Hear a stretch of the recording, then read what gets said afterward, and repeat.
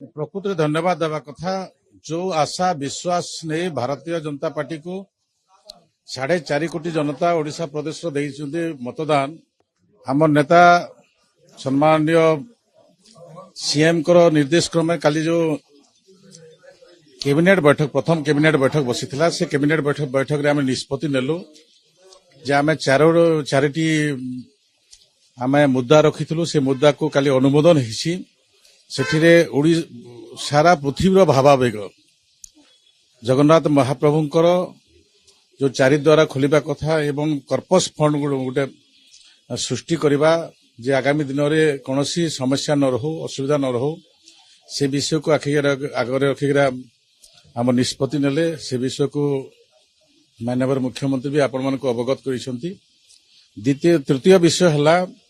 जे चाषी मानकर एमएसपी आम 31 टंका धान किणबू आम सरकार को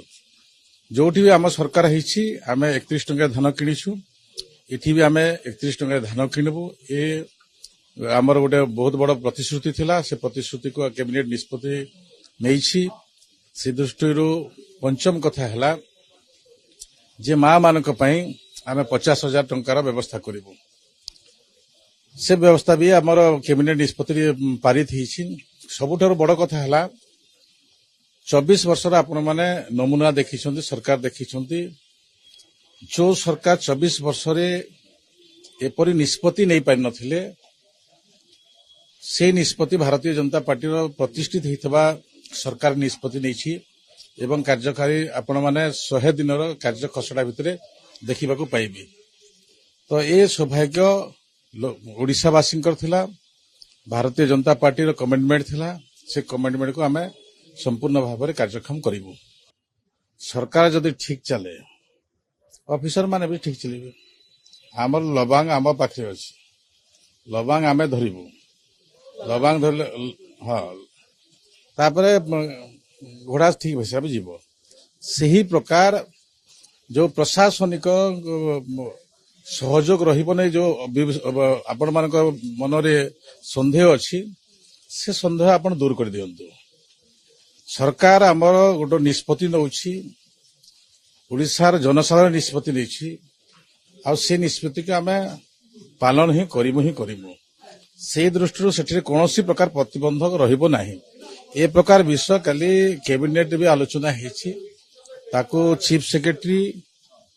आमर प्लानिंग बोर्ड अध्यक्ष समस्त भी सेटा अनुमोदन भी होती। ऑफिसर मानकर मनमानी कोठी रहबो जदि कैबिनेट ठीक चलला मंत्री मान ठीक रहिले लोकंकर आस्था जदि ठीक रहिला